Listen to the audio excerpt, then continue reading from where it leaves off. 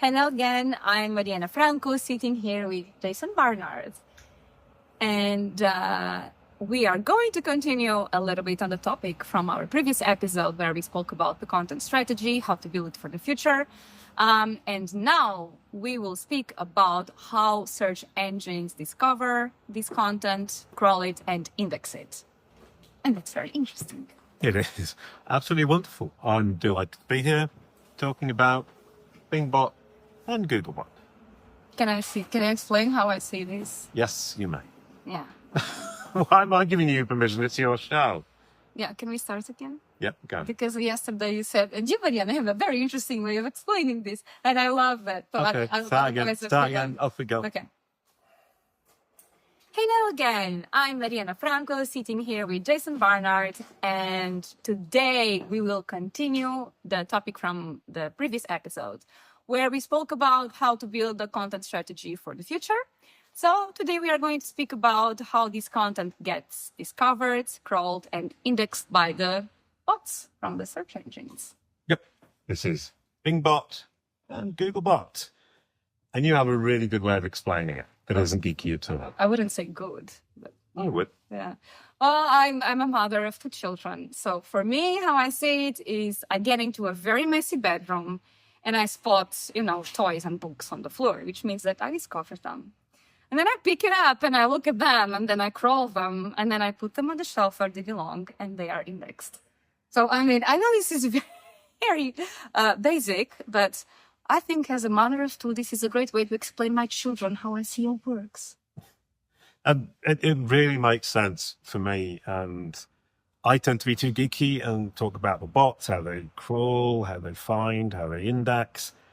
And that makes a lot of sense from an everyday perspective. So now we've got the content, we need to make sure the bots can find it, that when they find it, they can digest it, crawl it. And when they do that, they can index it, put it on the shelf and label it so they can come back and find it later. Yeah, and we have cases of pages that get indexed almost immediately. You publish them and 1 hour later they're already indexed. And then you have pages that take 3 months to get indexed. Yep. And this can be caused for many reasons. And one of them might be that simply your topic is just not good enough and Google doesn't care about it.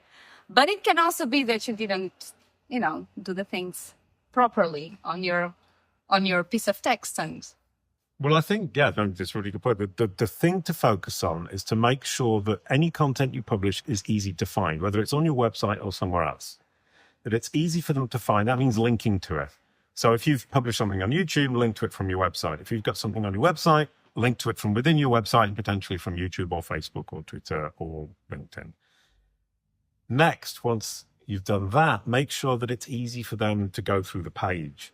And that just means organizing a page in a very structured manner.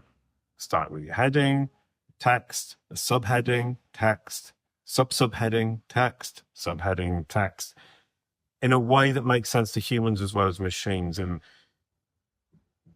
Bing talk about chunking. They will chunk the page, into the different sections. And if you can make it very clear where the chunks are, the machine will follow and it will understand.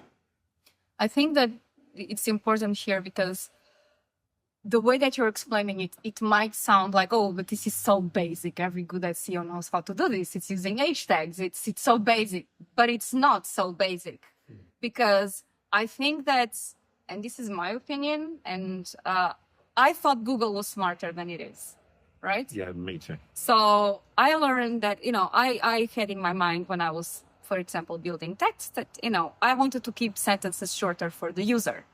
I didn't really think that for Google it was important because I thought if the words are there, it will pick up the meaning, and it doesn't. So even in these small details, like, just cut the sentence, keep the sentences short, don't make paragraphs, stuff like this, it's much more important than you think.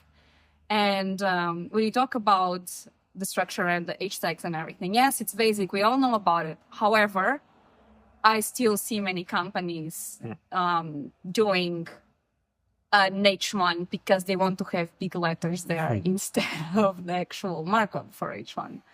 And so I think that it's never enough to remind people of the importance of this. But yeah, But they're using the H1 for having a big text, and the H1 they're using, which is the main heading of the page, is not actually the heading of the page. And what they're doing is confusing design with structure and organization, and you need to set the two aside. You need to organize the page, and as you said, keep sentences relatively short, relatively easy to understand, and that's for users and for the machines. And if you can do that, then they can crawl the web page, break it down into chunks, and that makes it much easier for them to index it. And that's the next important point. Yeah. Which is when they index it, they need to, I say annotate, but you could say tag. They need to add little post-it tags that say what's in the content. And that brings me to the alphabet soup. Yes. You love my alphabet Yeah, soup. I love your alphabet soup. That is what I call to tables that are put on websites as widgets. You know, when and it's so funny because sometimes you build exactly the same table with CSS, you build a really nice table in HTML, all the markup is there, everything is structured, you make it pretty, but the company still says, no, I prefer if it's a widget because it's just easier to edit, we can use it in multiple places, I just want the widget. And I'm just like, it's just divs and there is no markup here.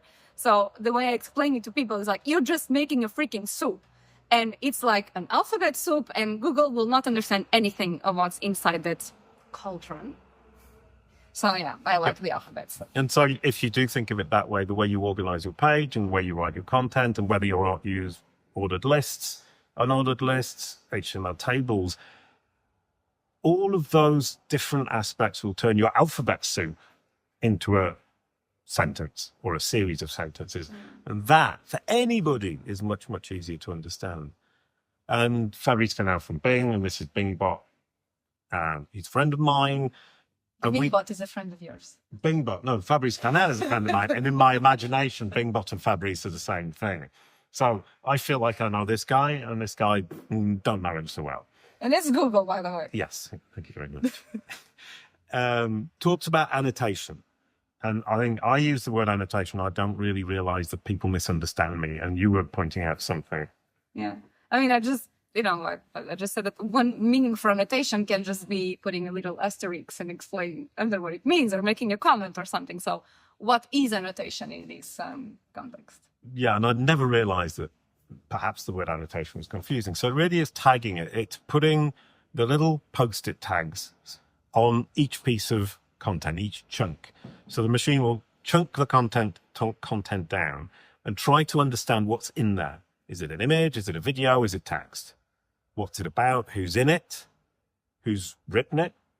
And then it will annotate when it puts it into the index. And it's nothing to do with what you've put on the page so much as what it understands from what you've put on the page. So if you've got alt tags for an image, for example, that helps it to annotate. And if you've put text around the image that makes sense with the image, i.e. it's relevant, it helps it to annotate. It helps it to understand. And if it understands, then there's a question of how well has it understood? So the three things you need to focus on is how can you help the machine chunk your content? How can you help it understand? And how can you help it gain confidence in that understanding? If you can do that, then the bots will be able to chunk, index, label with confidence all of your content, and you're ahead of the game. Yeah, but the question now is, what happens when the bots have to crawl and and index so much content? It's a huge problem. And Bing have got IndexNow, which is a system whereby either your website, or if you're using Cloudflare or Wix or another big platform like that, GoDaddy as well do this, they will automatically tell Bing, this page has been updated, this page has been created. Google don't have that. So Google are trying to get the whole web, and Google are fighting a losing battle. The web is getting exponentially bigger. It's a problem that they're, in my opinion, going to be unable to solve. How do we get the new content? How do we stay fresh? How do we know when things have changed? How do we stop wasting resources? Mm-hmm. And Bing have solved that problem. I think Google are going to have to follow, and they're going to have to use IndexNow, and I think that's the future. And from that perspective, you can help it with your website, but you also need to think about the content that you're publishing on YouTube or on LinkedIn or on Facebook. And for that, you need to change a page on your website, add a link, that gets pinged into IndexNow and therefore gets updated. But for Google, what it will do is come and look at the homepage, look at the website, the sitemap, and it will see there whether something's changed. It's less effective, but it still works. So when you're updating your own website, help the machine by linking to the content. When you're updating anything else, help the machine by linking to that content from your website. Which is, again, also a bit, just to conclude, related to the whole hierarchy and architecture of the website. Yeah. When you have it well built and categorized, then the machines, as you say, will understand much better how it works. Some things are connected. What are your topical, topical specialties? So there you go. So I think kind of what it comes down to from a marketing and branding perspective is whatever else you may be told, SEO is simply packaging great branding and marketing for the machines. That's my perspective, and it works incredibly well. Don't treat the machines as the main target. Treat your audience as the main target. Great branding, great marketing that serves a real purpose for human beings placed where they are standing around the web, helpfully bring them to your website, and package all of that for the machines. You'll win the game. Okay. Is this it? Do you have I think something that's else to say? No? Okay. Then we'll wrap it up here. And thank you for watching. Thank you very much.